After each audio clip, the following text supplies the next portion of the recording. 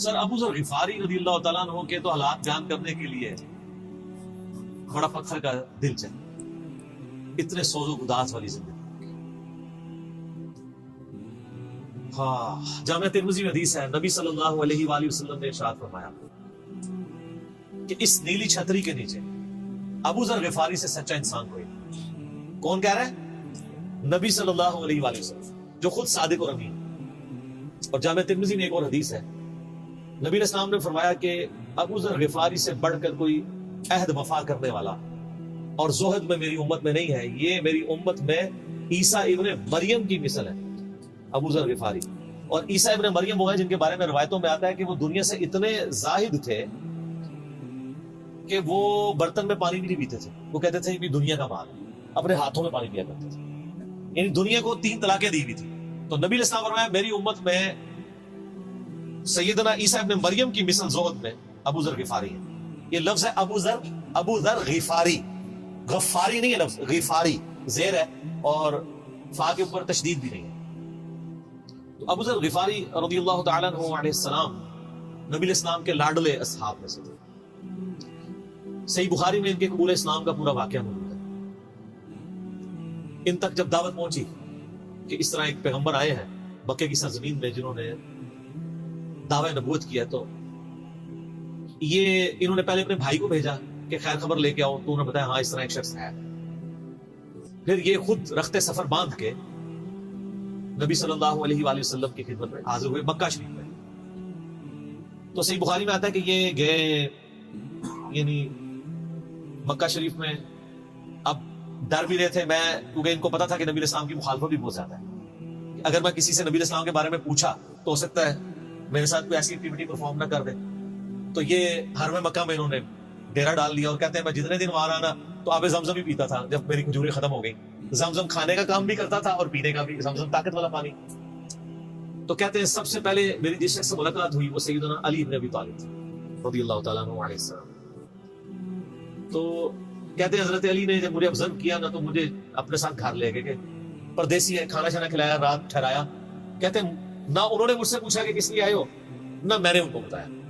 یہ میں آپ کو اخلاقیات بتا رہا ہوں کہ دعوت کا کام کتنا ٹھنڈے کر کے کرنا پڑتا ہے۔ آپ تو کہتے ہیں پہلے دن ہی کسی کو رفع الدین شروع کروا دیں، اتنا آسان نہیں ہوتا یہ۔ تو دوسرا دن بھی اسی طرح گزرا، تیسرا دن بھی۔ تو 3 دن کے بعد ابو ذر غفاری نے خود حضرت علی پہ اعتماد کیا اور ان کو اندازہ ہوا کہ یہ بڑا، تم نے کہا میں یعنی، اور حضرت علی نے بھی ایکسپوز نہیں کیا کہ میں نبی علیہ السلام کے قریبی لوگوں میں سے ہوں۔ تو ان کا کہ مجھے تم ایک اچھے انسان لگے ہو تو میں اس کام کے لیے آیا ہوں، تو تم مجھے گائیڈ کرو محمد ابن عبداللہ کے بارے میں، میں ان سے ملنا چاہتا ہوں صلی اللہ علیہ وسلم۔ تو سیدنا علی نے کہا کہ واقعی وہ تو اللہ کے پیغمبر ہیں اور اس طرح۔ تو پھر وہ حضرت ابو ذر غفاری کو نبی علیہ السلام کے پاس لے گئے، نبی علیہ السلام کے پاس تھوڑی دیر بیٹھے، انہوں نے اسلام قبول کر لیا اور سر اسلام کیا قبول کیا، اتنا اعلیٰ درجے کا ایمان۔ نبی علیہ السلام نے فرمایا تم اپنے قبیلے میں واپس چلے جاؤ، جب مکے میں ہمارا غلبہ ہوگا یا کوئی اللہ تعالیٰ راہ نکالے گا، ابھی تو جو بھی اسلام قبول کرتا ہے اس کی گھنٹی لگتی ہے، تو میں کوئی نہ کوئی تمہیں مطلب بتا دوں گا، ابھی تم اپنا ایمان پوشیدہ رکھو، اپنے علاقے میں چلے جاؤ۔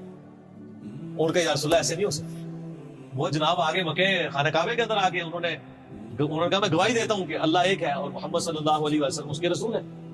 تو مشرکین عرب ان پہ ٹوٹ پڑے، خوب مارا، حتیٰ کہ عباس بن عبد المطلب جو اس وقت تک مسلمان نہیں ہوئے تھے، نبی علیہ السلام کے چچا تھے، لیکن چونکہ بنو ہاشم سے تھے اور بنو ہاشم آپ کو پتا ہے متولی تھے کعبہ شریف کے، انہوں نے اپنے آپ کو ابو ذر غفاری کے اوپر گرا لیا کہ تاکہ ان کو کوئی مارے نہ۔ انہوں نے کہا تمہیں پتہ نہیں ہے قبیلہ یعنی غفاری قبیلے سے تعلق رکھتا ہے تو اس کے قبیلے کے لوگ آگے یہاں پہ لڑائی کریں گے ہم سے، کیونکہ قبائلی سسٹم تھا نا، اس میں یہ نہیں دیکھا جاتا تھا کہ اس کا مذہب کیا ہے، پہلے نمبر پہ دیکھا جاتا ہے کہ ہمارے قبیلے کا ہے، تم نے ہمارے قبیلے کے بندے کو مارا تمہیں نہیں چھوڑیں گے۔ اسی وجہ سے آپ دیکھیں نا بنو ہاشم اسلام قبول نہ کرنے کے باوجود نبی علیہ السلام کی پشت میں تو کھڑے رہے نا، اور یہ پہلے بھی ہوتا ہے۔ قرآن حکیم میں آتا ہے نا کہ شعیب علیہ السلام کی قوم کیا کہتی ہے، اے شعیب اگر تیرا قبیلہ تیرے ساتھ ہوتا کب سے تیرا کام کر چکے ہوتے۔ اس لیے انبیاء ڈومیننٹ قبائل میں آتے ہیں جو شریف النفسی والے ہوتے ہیں، جن میں ایک سسٹم ہوتا ہے پورا۔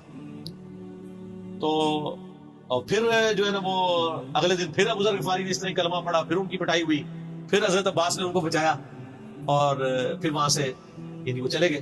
یہ پوری حدیث صحیح بخاری میں ہے، اور بلکہ بخاری میں پورا ایک چیپٹر ہے ابو ذر غفاری کے اسلام لانے کا واقعہ۔ امام بخاری نے ابو ذر غفاری کا پروٹوکول یہ رکھا ہے کہ اسلام کا پورا چیپٹر بنایا ہے ابو ذر غفاری کے اسلام لانے کا واقعہ۔ باقی یہ درویش صفت آدمی تھے اور دنیا کو 3 طلاقیں دی ہوئی، اور وہ اس لیے کہ انہوں نے نبی علیہ السلام کو بڑا کلوزلی آبزرو کیا تھا۔ نبی علیہ السلام کی جتنی احادیث دنیا سے زہد اور دنیا پرستی کی مذمت پہ نا، اکثر احادیث کے راوی ابو ذر غفاری، چونکہ انہوں نے نبی علیہ السلام کو بڑا کلوزلی آبزرو کیا تھا، تو اس لیے وہ صحابہ کرام میں جب دنیا کے خزانے کھول دیے گئے اور بعض اصحاب اور بعض تابعین میں انہوں نے جب دنیا کی محبت میں غلبہ اور عیاشی کا لیول دیکھا تو ان سے برداشت نہیں ہوتا تھا. انہوں تو نبی علیہ السلام کی صحبت کی ہوئی تھی. خدا بے نیاز ہے، جو کچھ ہے ان بندگان خدا کا ہے. تو ہم خدا کے بندے نہیں؟ کیوں نہیں ہو، تم بھی خدا کے بندے ہو، لیکن تم نے خدا کو بھلا دیا ہے. ضرورت سے زیادہ تمہارے لیے لباس کا انبار ہے، تمہارے لیے کتنے قسم کے لذیذ کھانے بنتے ہیں. معاویہ،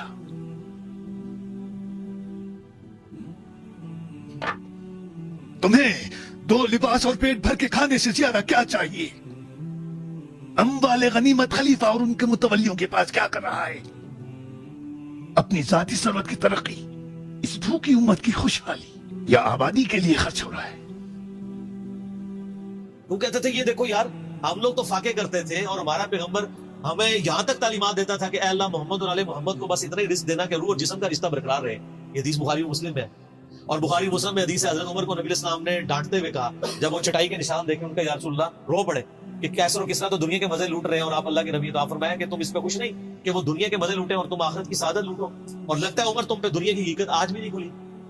جن لوگوں کے سامنے یہ ساری چیزیں تھیں، جن لوگوں نے نبی علیہ السلام کا وہ پیریڈ دیکھا تھا، پھر ان کو یہ بھی پتا تھا کہ بخاری مسلم میں نبی علیہ السلام کے جو آخری خطبات میں سے شہدائے احد کے اوپر جو نماز جنازہ آپ نے 8 سال بعد پڑھی اور وہاں پہ آپ نے جنازے یعنی ادھر قبرستان میں خطبہ دیا عبرت کے، اور اس میں کئی چیزیں تھی. ایک تو یہ تھی کہ یہ یہاں پہ وہ لوگ دفن ہیں جنہوں نے اسلام کے لیے قربانی دی ہے اور ان کا پھل تم نے کھانا ہے. وہ دنیا سے اسی طریقے سے گئے ہیں، دفن میں نہیں دیا گیا کئی لوگوں کو.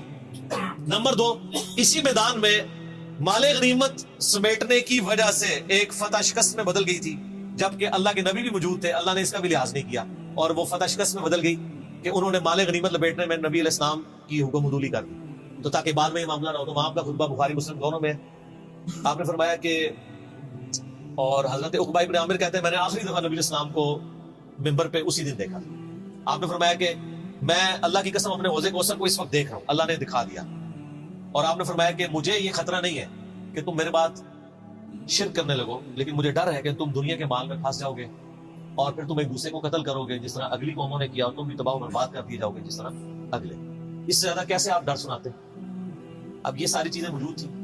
آپ فرمایا مجھے خطرہ ہے کہ دنیا کا مال تم پہ کھول دیتے ان قریب کیسر و کسرا کے خزانے تمہارے پاس آ جائیں، جو بخاری مسلم میں آتا ہے نا کہ نبی علیہ السلام نے کہا کہ مجھے اللہ نے 2 خزانے عطا کر دیے، ٹھیک ہے، زمین کی خزانوں کی چابیاں، جس سے وہ بریلویوں نے کچھ اور ہی قیدا بنا دیا. اس میں موجود ہے کہ کیسر و کسرا کے خزانے، یعنی آپ کو بتایا گیا کہ رومن اور پرشین امپائر جو ہے مسلمان فتح کر لیں گے یرموک اور قادسیہ کے اندر، اور مسلمانوں کے پاس وہ دولتیں آ جائیں گی، پھر آہستہ آہستہ وہ بھی اسی دنیا کی محبت کا شکار ہو جائے گی. اب یہ ساری باتیں حضرت ابو ذر غفاری کے سامنے تھی. حتیٰ کہ صحیح بخاری میں آتا ہے کہ ابو ذر غفاری کہتے ہیں مجھے دن یاد ہے کہ نبی علیہ السلام نے فرمایا کہ ابو ذر وہ احد پہاڑ دیکھ رہے، تو کہتے ہیں میں نے احد پہاڑ کی طرف دیکھا اور میں یہ سوچ رہا تھا کہ ابھی مجھے آپ کسی کام کے سلسلے میں وہاں بھیجیں گے. دن کا وقت تھا، تو میں اپنے ذہن میں یہ اندازہ لگانا شروع کر دیا کہ کوئی کام بتائیں گے تو میں یہ پہنچ کے واپس کتنی دیر میں آؤں گا. لیکن آپ نے یہ بات نہیں کرنی تھی. آپ نے فرمایا کہ اگر یہ سارا پہاڑ جو کئی کلومیٹرز پہ پھیلا ہوا ہے، آج بھی احد پہاڑ موجود ہے مدینہ شریف میں، مسجد نبی سے بھی نظر آتا ہے، اور جو شہدائے احد کا قبرستان ہے اس کی بالکل بیک سائڈ پہ کئی کلومیٹرز میں پھیلا ہوا، اگر یہ سارا سونے کا ہو تو آپ علیہ السلام فرمایا کہ میں سب کے سب اللہ کی راہ میں فوراً شام سے پہلے خیرات کروں. اپنے پاس میں 2 یا 3 دینار ہی رکھوں سے، یعنی جو ٹوٹل زندگی گزارنے کے سب خیرات کروں. اب مجھے بتائیں جن لوگوں نے، یہ ابو ذر غفاری راوی، جن لوگوں نے یہ حدیثیں حضور سے سنی ہوئی تھی، جب وہ یہ دیکھتے تھے کہ رومن اور پرشین امپائر کے گرنے کے بعد جب مسلمانوں کے پاس خزانے آئے ہیں اور حضرت عثمان کے دور میں لوگوں کے لاکھوں روپے آج کے وظیفے لگ گئے ہیں گھر بیٹھے، وہ بھی انہی عیاشیوں میں پڑ گئے، تو ان کو یہ چیزیں ہضم نہیں ہوتی تھی. تو یہ شام ہجرت کر گئے تھے. نبی علیہ السلام نے پہلے ہی کہا تھا، المستدرک الحاکم میں تو ڈیٹیل موجود ہے. ابو ذر، آخر تم کون ہو؟ کل میں کون ہوں گا معلوم نہیں، مگر آج میں بت کدے میں ابراہیم ہوں. تعجب ہے تم جیسے رسول کے صحابی پر مسلمین کے دارالخلافہ کو بت کدے سے تعبیر کرتے ہو. مجھے ذرا برابر بھی شک نہیں ہے، جبکہ میرے سامنے ہی وہ جعلی حدیث بنائی جاتی رہی. اب کدو خریدنے پر کس کو جنتی بناؤ گے؟ मैं तुमसे पूछता हूं मरवान, झूठी हदीस बनाने वाला, काब किस बुत की शबी है? इतना वक्त नहीं है जो तुम्हारी बकवास सुने। निकल जाओ यहां से, मुझे खलीफा से मिलना है। खलीफा मैं हूं।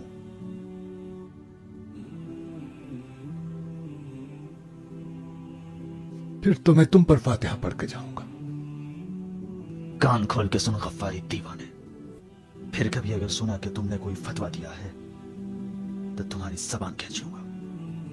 यहाँ पे मैं आपको ज़हन में जाओ, बता दूं, दफा हो जाओ। अक्सर लोग सहाबा कराम के हालात वाक़यात के बारे में पूछते हैं, मतलब पूरी पूरी जिंदगियां लग जाए तो वो वाक़यात बयान करता रहे, इंसान खत्म नहीं होता। इसमें 3 बड़ी किताबें हैं जो यानी अहले सुन्नत के आइमा ने लिखी हैं। उसमें जो टॉप ऑफ द लिस्ट किताब है वो है उसुदुल गाबा। इमाम इब्न असीर अल-मुतवफ़्फ़ा 630 हिजरी ने 8000 सहाबा के हालात वाक़यात जमा किए हैं इसके। ये उर्दू में तर्जुमा हो चुका है शरह के साथ। इसकी शरह लिखी है अल इसाबा, इमाम इब्न हजर अस्क़लानी ने, अल-मुतवफ़्फ़ा 852 हिजरी। 8000 सहाबा के हालात वाक़यात, ये सबसे बड़ा ज़ख़ीरा है हमारे पास। उसुदुल गाबा की शरह अल इसाबा, और एक और किताब है इमाम इब्न अब्दुल बर अल-मुतवफ़्फ़ा 463 हिजरी, अल इस्तियाब उनकी किताब। अब वो अभी उर्दू में ट्रांसलेट नहीं हुई है। और इसके अलावा फज़ाइल सहाबा जो चैप्टर है बुखारी में, मुस्लिम में, वो आपको चंद एक वाक़यात मिलेंगे।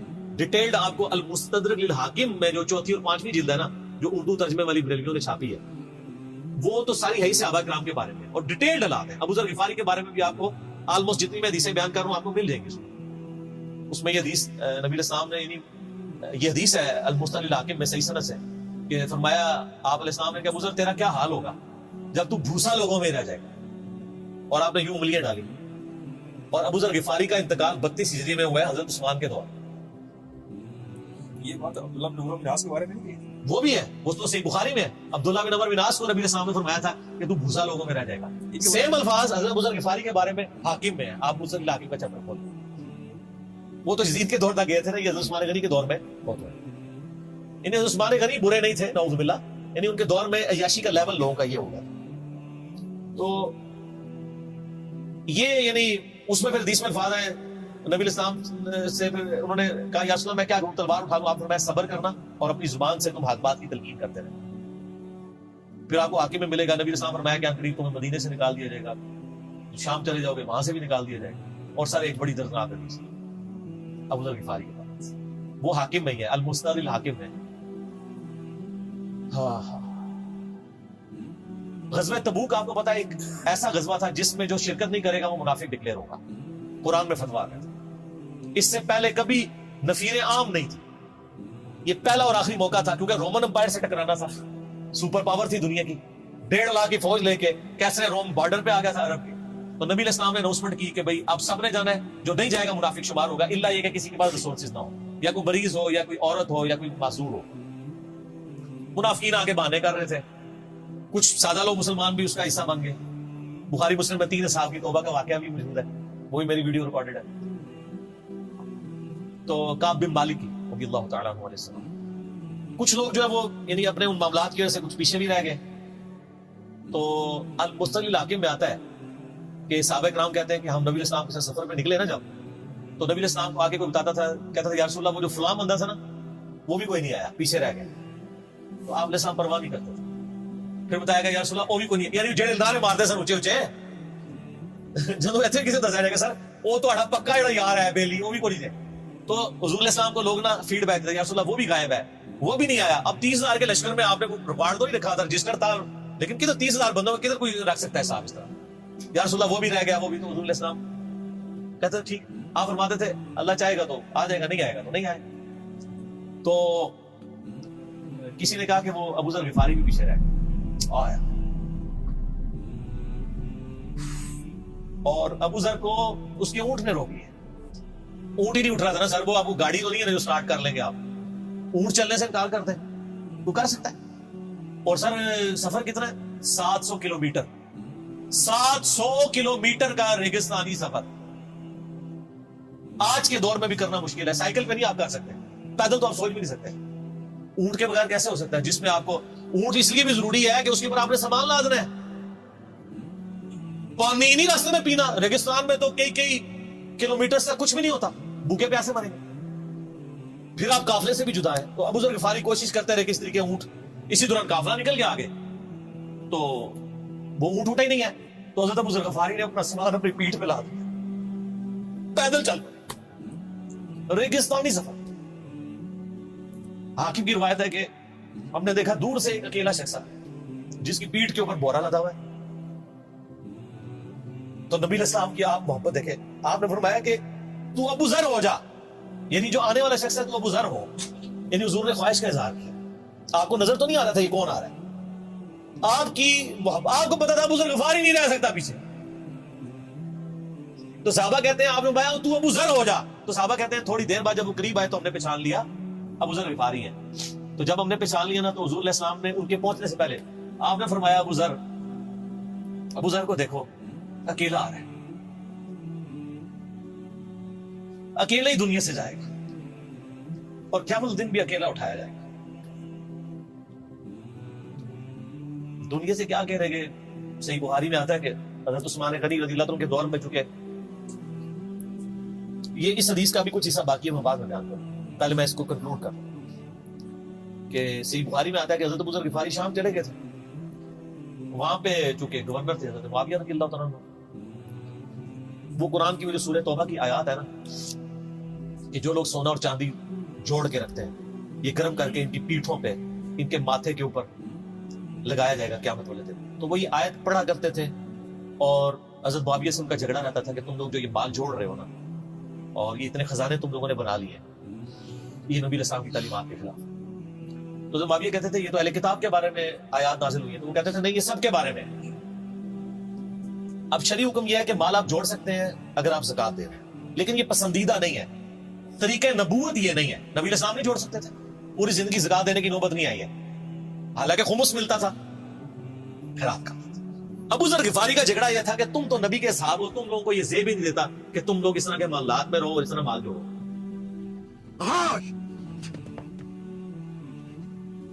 کیا تم جانتے ہو کہ تمہاری ثروت میں 3 شریک ہیں؟ پہلا شریک تمہارا مقدر ہے جو اجازت کے بغیر تمہاری ثروت کو نابود کرتا ہے. دوسرا شریک تمہارے وارث ہیں جو تمہاری موت کے منتظر ہیں. تیسرا شریک تم خود ہو. ہاں تم. تو اب چونکہ سینئر سے ابھی تھے, ان کو ہاتھ ڈالنا بھی آسان نہیں تھا. پھر نبی علیہ السلام نے فرمایا کہ اس سے زیادہ سچا انسان ہی کوئی نہیں. تو حضرت معاویہ نے خط لکھا حضرت عثمان کو کہ جی اس بندے سے میری جان چھڑائے نا, اس کو آپ واپس بلائیں. حضرت معاویہ نے جب خط لکھا تو عثمان نے ان کو کہا کہ مدینہ شریف واپس آ. جان لو کہ ہر دن 2 فرشتے آسمان سے زمین پر آتے ہیں. ایک راہ خدا میں خرچ کرنے والے کے حق میں دعا کرتا ہے کہ خدایا اسے اجر عطا کر, اور دوسرا فرشتہ لعنت بھیجتا ہے کہ اس نے مال و ثروت جمع کیا ہے, اس کو نابود فرما. مدینہ شریف جب یہ واپس آئے تو صحیح بخاری میں آتا ہے کہ لوگوں کا جھمگٹا لگ گیا ابو ذر غفاری کے گرد. لوگوں کو پتا تھا یہ تو بڑا صحبت والا بندہ ہے. تو ابو ذر غفاری وہ یہ حدیثیں سنایا کرتے تھے کہ حضور نے فرمایا یہ پہاڑ سونے کے برابر ہو تو میں خیرات کر دوں گا. جبکہ باقی صاحب کہتے تھے کہ مال جوڑنا جائز ہے اگر زکات بھی دیتا رہے. وہ یہ کہتے تھے کہ یار یہ تم لوگوں کو تو زیب نہیں نہ دیتا, یار تم لوگ تو یہ باتیں نہ کرو, تم لوگ نبی کی صحبت یافتہ ہو, تم لوگوں کو تو زہد ہونی چاہیے تم لوگوں کی زندگی میں. اب لوگوں کا ہجوم ان کے گرد لگ گیا اور پھر حضرت عثمان نے ان کو خلیفہ وقت بلایا اور کہا کہ یار تو خود ہی مدینہ شریف چھوڑ کے یہاں سے چل, تیری وجہ سے فتنہ کھڑا. حضرت عثمان نے کہا میں نے تو نبی علیہ السلام نے سنا تھا کہ حکمرانوں کی اطاعت کرنا, صبر کرنا. تو ایک زبدہ نامی کا ایک گاؤں تھا مدینہ شریف کے پاس, شہر سے ہٹ کے, تو وہ پھر وہاں پہ ہجرت کر.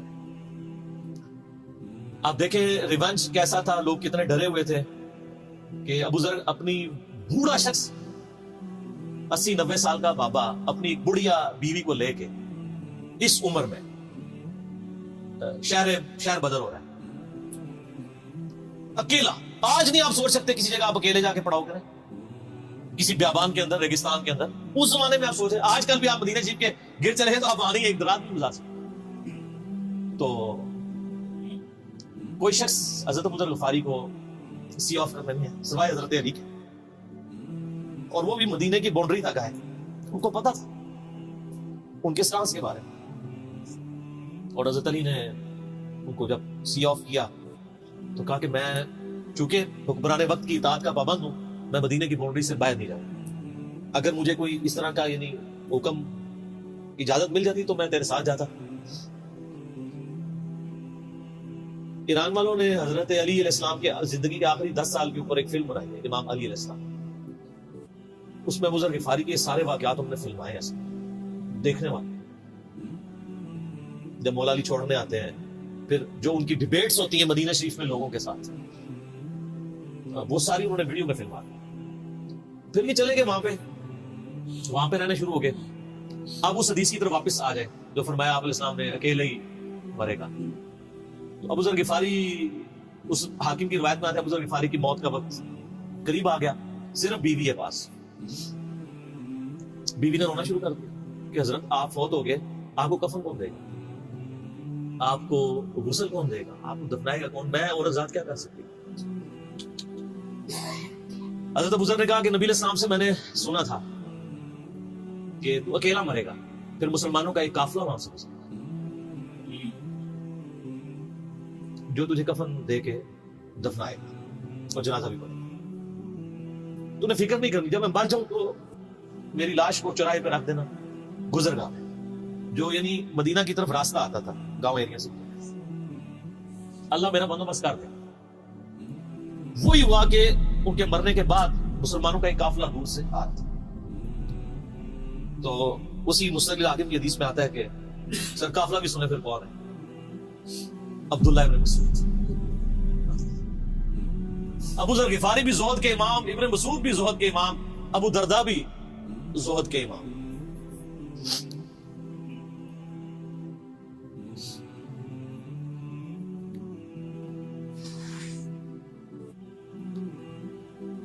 इब्न मसूद रज़ियल्लाहु तआला अन्हु जब वहां पे रुके, उनको तो नहीं पता था ये कौन है। तो उन्होंने कहा बीबी क्या? उनका मेरा खामन मर गया है। उनका ये कौन है? तो उन्होंने कहा अबू ज़र गिफार। अब्दुल्लाह इब्न मसूद की चीख निकल गई, चीख मारी उन्होंने। उनका वाह,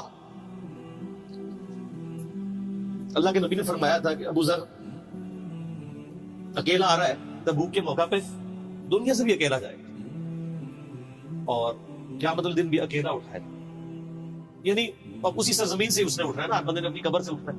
यानी मुसलमानों के कब्रिस्तान में भी दफन नहीं। एक ये जो मजार की रट लगाए फिरते हैं, मैं इनसे पूछता हूं तुम्हारे बापों की क्या औकात है? अबू ज़र गिफारी का मजार दिखाओगे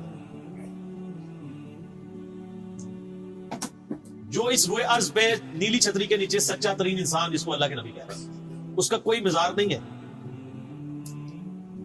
गरीबुल मतनी में मरा है, उसकी कब्र भी ऐसी जगह है जहां मुसलमानों के पास कब्रें भी कोई नहीं है। एक रेगिस्तान में अकेली कब्र है, उस कब्र का भी किसी को नहीं पता, उस पे कोई मजार भी नहीं है, और क़यामत दिन भी अकेला उठाया जाएगा। यानी क़यामत तक वहां पे कोई कब्रिस्तान भी नहीं बनेगा। नबी अलैहिस्सलाम की क्या भी खबर है? तो क्या वो नाकाम हो गया? अगर मज़ारात ही दलील है कामयाबी। तो अब्दुल्लाह इब्न मसूद रज़ियल्लाहु अन्हु ने उनको गुस्ल दिया, कफन दिया और दफना दिया। ये पूरी डिटेल्स आपको अल-मुस्तदरक हाकिम में मिल रही। तो अबू ज़र गिफारी उन चंद शख्सियात में से जिनमें पूरी उम्मत का इत्तेफाक है उनकी नेकोकारी के ऊपर। शिया भी इनको बहुत रिस्पेक्ट देते हैं, अहले सुन्नत भी देते हैं, सूफिया के यहाँ भी इनको इमाम माना जाता है ज़ुहद की वजह से। आप तसव्वुफ की जितनी किताबें पढ़े, चाहे इमाम गजाली की हो, रसाला कुशैरिया पढ़े, और लोगों को भी पढ़ना शुरू करें, तो अबू ज़र गिफारी आपको ज़ुहद के इमाम के तौर पे मिलेंगे कि उनकी जिंदगी में यानी ये ज़ुहद था, उन्होंने किस तरह की जिंदगी गुजारी। सब लोग मजमू में मरते हैं, उनको याद कोई नहीं करता। और अबू ज़र गिफारी को आज भी लोग याद करते, हम भी याद करें रज़ियल्लाहु तआला अन्हु। अल्लाह ताला क़यामत वाले दिन हमें ऐसे नेकोकार लोगों का साथ नसीब फरमाए। आमीन।